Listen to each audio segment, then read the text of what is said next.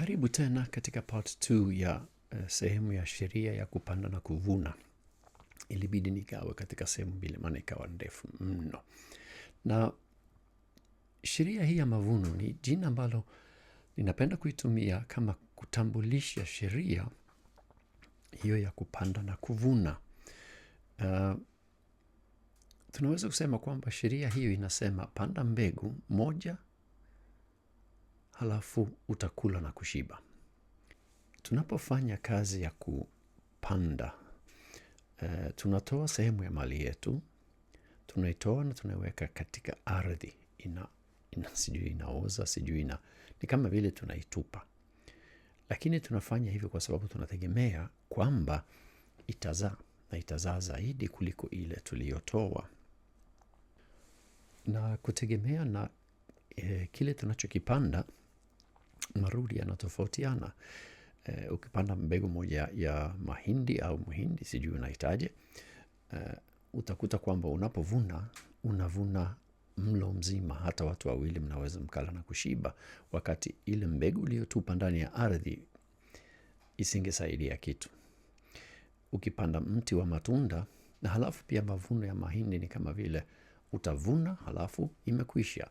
Ukipanda mti ya matunda, utasubiri zaidi kupata mavuno, lakini baadaye itaendelea kutoa matunda kwa muda mrefu. Kwa hiyo inategemeana na jinsi tunavyopanda. Na hiyo pia katika maisha yetu kuna kupanda na unafaidi mara moja au kwa haraka.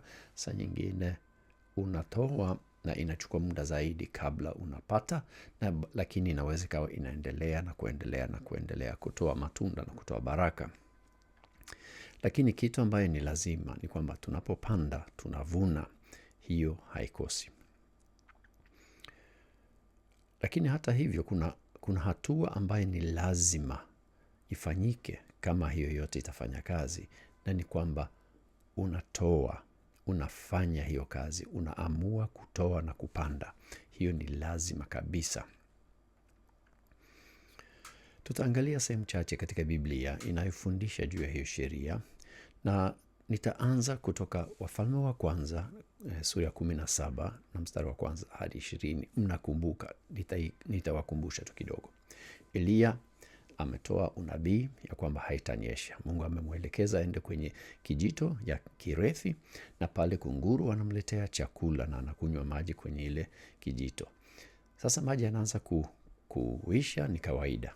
Kama kuna ukama, kama hakuna mvua, basi vijito vitakauka. Kwa hiyo Mungu anamwambia, sasa wewe nenda Serepta, kuna mama mmoja pale mjane, nimemwagiza atakusaidia na atakulisha mpaka mambo yanapatikana vizuri tena, mambo ya chakula. Anaenda, anamkuta huyu mama anaokota kuni nje. Sasa Elia anamwomba maji. Mama anakuja kumpa maji, na Elia anamwambia, sasa naomba na mkate. Akisema huyu mama anasema, ninayo unga kidogo, nina mafuta kidogo, ninakusanya kuni, nitengeneze mkate mmoja, sijui miwili, halafu mimi na mtoto wangu tutakula, halafu hakuna zaidi, tutakwisha, yani tunakwenda kufa. Elia anamwambia, sawa, fanya hivyo, lakini kwanza unipe mimi mkate. Inahitaji ujasiri kidogo. Kwanza unipe mimi mkate, lakini haishii pale. Anasema, Mungu wangu ninayemtumikia atakulisha. Na huyu mama yuko katika ile hali ya kwamba ni kufa na kupona. Sasa labda hatujui mawazo yake, kwa sababu hatuambiwi mawazo yake. Tunajua tu kwamba anakubali na anampa Elia mkate. Na ajabu, muujiza unafanyika. Unga haishi na mafuta haishi mpaka yanapopatikana tele ndani ya nchi. Lakini huyu mama alihitaji kuwa na imani. Alihitaji kuamini kwamba Mungu anaweza kufanya kitu, la sivyo angemwambia huyu nabii, wewe nenda zako, wewe unataka kuniibia tu.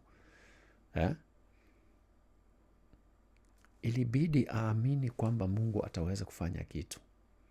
Alikuwa na upendo, alikuwa na tegemeo kwa Mungu kwamba anapopanda hivyo, anapofanya hiyo tendo, pia Mungu atatimiza ahadi yake.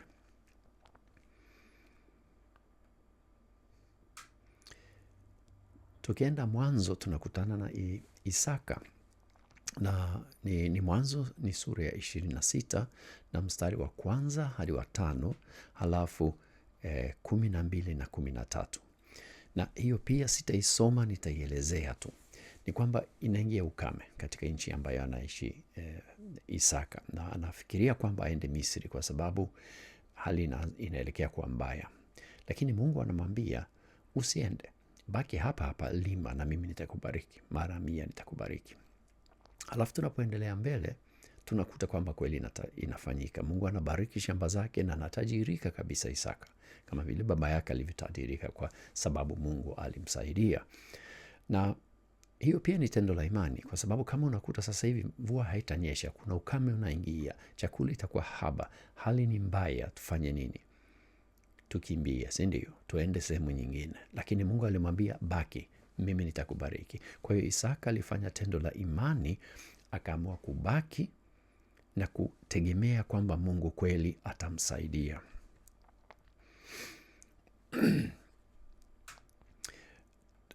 Unapolima na kupanda wakati wa msimu wake, wakati mambo yanakuwa sawasawa, hiyo unaweza ukaenda tu nategemea. Na nafikiri wakulima wengi hawafikiri kwamba sasa natenda kwa imani, kwa sababu tumezoea hivyo ndivyo ilivyo, si ndio?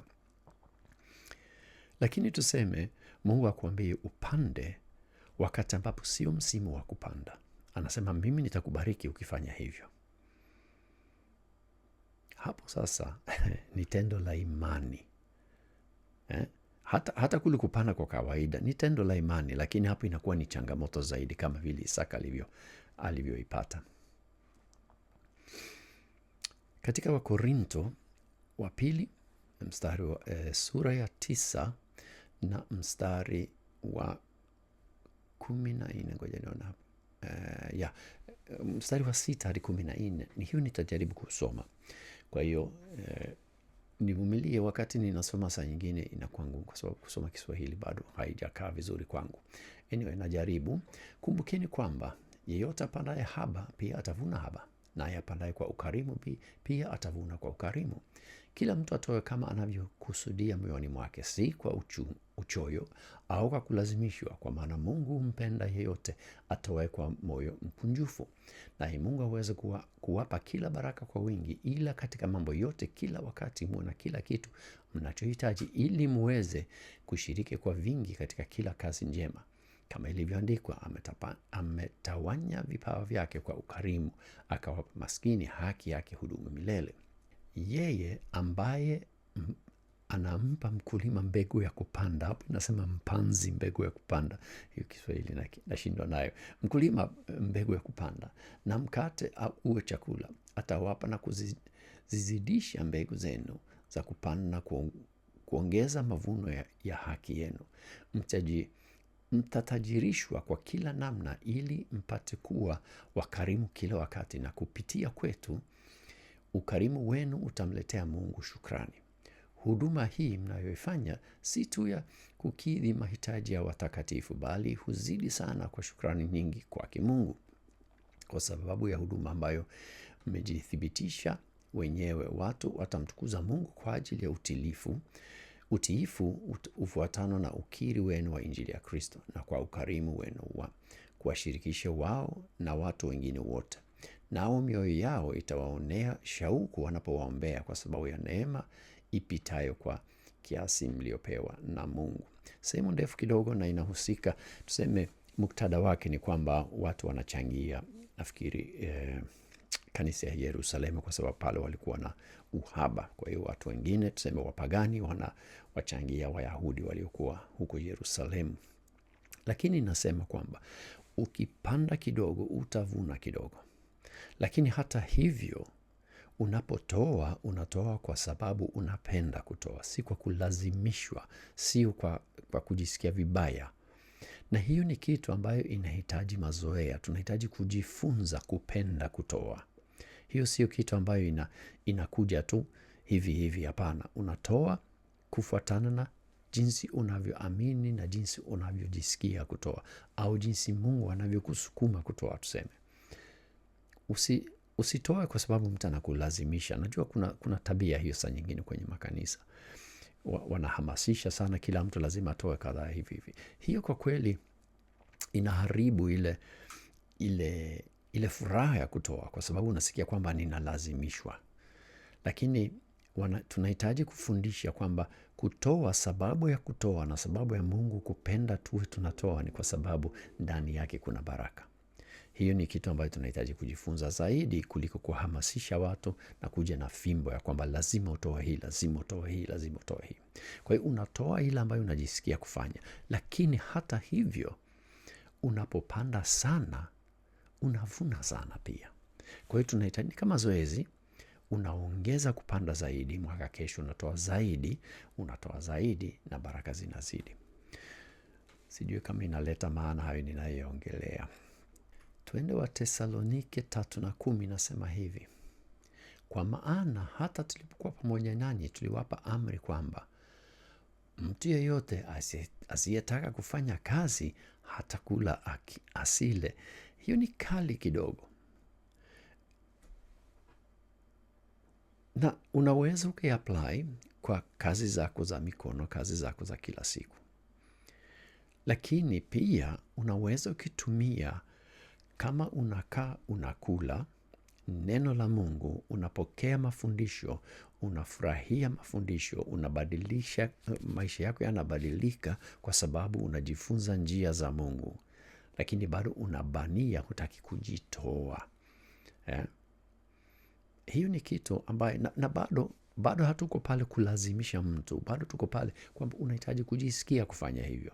Kama wewe huna ile moyo wa kutoa, ni ombi nzuri kuomba Mungu akupe moyo wa kupenda kutoa kwa kazi ya Mungu, kupenda kuwasaidia watumishi wa Mungu wanayokufundisha, wanayokulea, upate ule upendo wa kutoa, uweze kupanda, uweze kufaidi zaidi.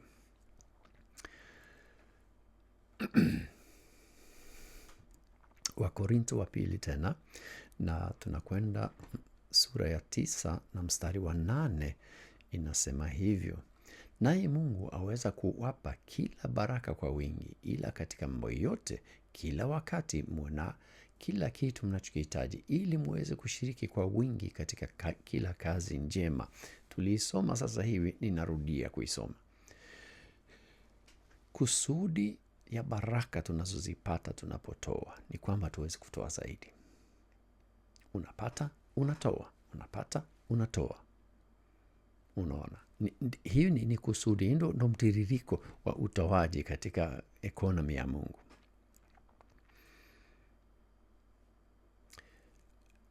Nafikiri mnakumbuka tulisoma katika Kumbukumbu 28, na hiyo ninapenda tu uende ukajikumbushe, uende ukaisome tena, kwa sababu ni sehemu ambayo inaeleza juu ya baraka inayofuata tunapotii na kufanya kazi ya Mungu.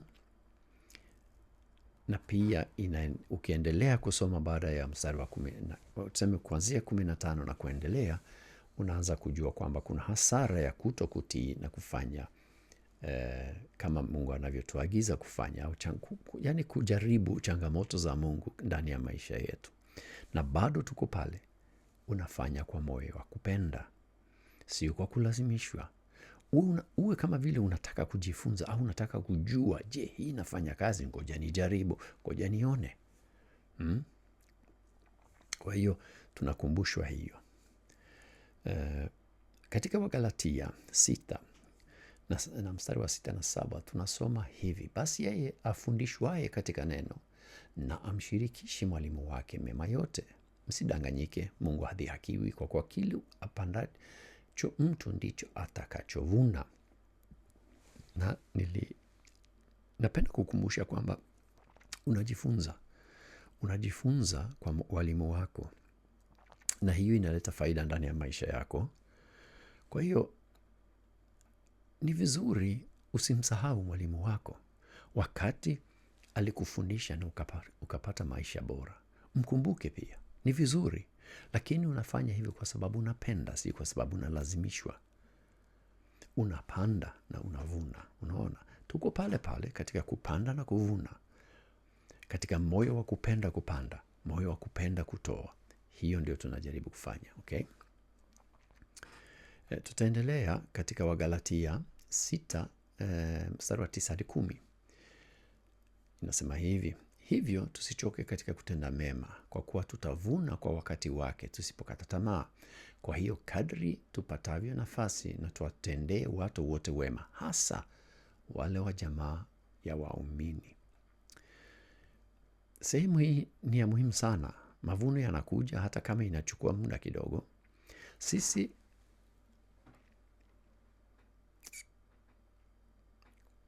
tunapofanya kazi zetu, hasa watumishi wa Mungu, mara nyingi tunakuwa na hisia juu ya kazi ambayo Mungu amependa kutupatia, na ametupa neema ya kufanya kazi ya Mungu. Hii ya kufundisha hapa ni neema tu, sio kitu ambayo inakuja hivi hivi. Ni neema tu ya Mungu. Mimi nisingekuwa ninafundisha mtu yeyote kwa kweli. Lakini ndani ya kuingia katika huduma, mara nyingi tunakuwa na maono ambayo tunasema hii kazi itakuwa ya saizi fulani, ukubwa fulani, kama vile Mungu anaiweka moyoni mwetu, na hiyo tunaitazamia, na hiyo inaweza kuchukua muda mrefu sana kabla tunaiona kikamilifu. Kwa hiyo inawezekana hata katika maisha yako kuna mambo ambayo unafikiria kufanya au kunayafanya, lakini hujafikia pale ambapo unaona kwamba ningekuwa nimefika pale na Mungu aliniahidi hiki sijafika. Usikate tamaa, mavuno yatakuja. Hata mimi katika huduma yangu hii siwezi kusema kwamba nimefika pale ambapo niliamini nitafika. Ninaamini kwamba kuna makuu zaidi siku za mbele. Ni hivyo. Tukiendelea na Yohana 10:10 nasema hivi: mwizi huja ile aibe, aue na aangamize. Mimi nimekuja ili wapate uzima, kisha wawe nao tele. Na hiyo mara nyingi tunaitumia pia kwa tuseme kwa mambo ya kiroho tu, lakini pia katika mambo ya maisha. Yesu alipokuja, ukisoma neno, kasome nani injili za Agano Jipya, pitia zote nne, halafu fikiria jinsi Yesu alivyokuwa anasaidia watu, jinsi alivyowatakia mema watu. Unakuja wewe ni mgonjwa, anakupona, anakuponya. Unakuja una njaa, anakulisha. Kuna mambo mengi Yesu alikuwa akifanya ambayo inaonyesha upendo wa Mungu kwetu sisi wanadamu. Na sio kwamba anataka tu tuishi hivi hivi, yani tujisukume tu. Anapenda tuwe na maisha mazuri kwa utele. Unaona? Tutaendelea na Luka 6:38. Inasema hivi: wapeni watu vitu, nanyi mtapewa. Kipimo cha kujaa na kushindiliwa na kusukwasukwa kwa hata kumwagika, ndicho watu watakachowapa vifuani mwenu, kwa kuwa kipimo kile mpimacho ndicho mtakachopimiwa. Na tunahitaji kujikumbusha hivi, na bado ninasema lazima upende kutoa. Iwe ni moyo wa upendo unapotoa. Unapomsaidia mtu unafanya kwa moyo wa upendo. Okay? Kwa hiyo sio kwa kulazimishwa, sio kwa unyonge, sio kwa sababu unapenda. Kwa sababu unapenda. Na hiyo kwangu ninaona ni muhimu, na ninahitaji hiyo ndani ya maisha yangu.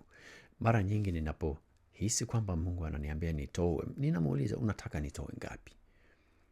Na mara nyingi ninapata nambari fulani au ninapata kitu fulani ambaye nitatoa, na inawezekana kuna mambo mengi. Kuna wakati Mungu aliniambia nilibadilisha gari, na gari ili ya zamani sikuitrade in, nikabaki nayo, lakini Mungu akaniambia nimpe jamaa hiyo gari. Nikampa jamaa hiyo gari, ikawa ni baraka ndani ya maisha yake.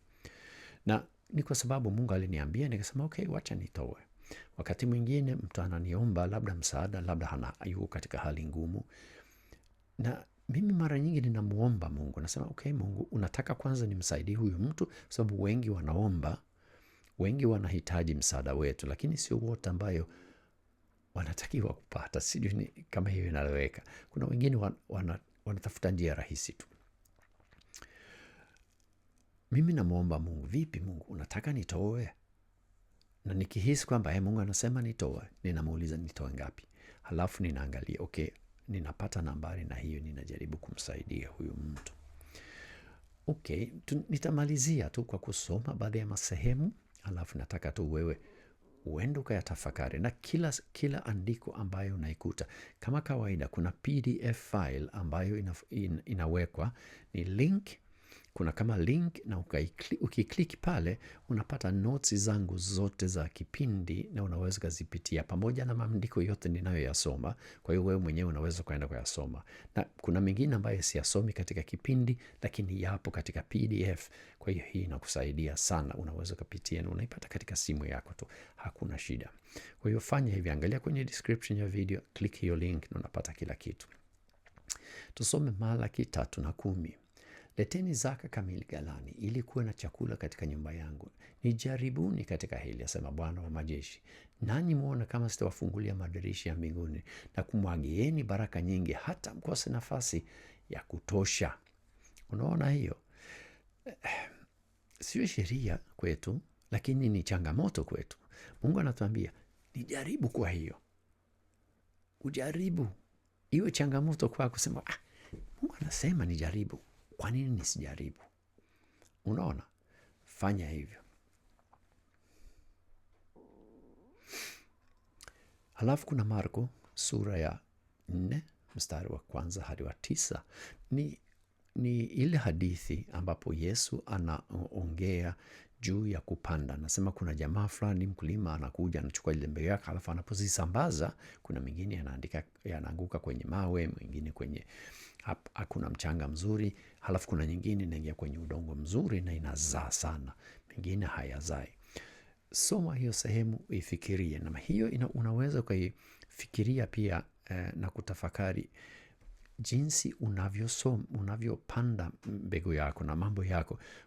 Kuna projects za kikanisa ambayo kwa kweli hata unapoiangalia unasema hiyo sio kitu cha kutoa.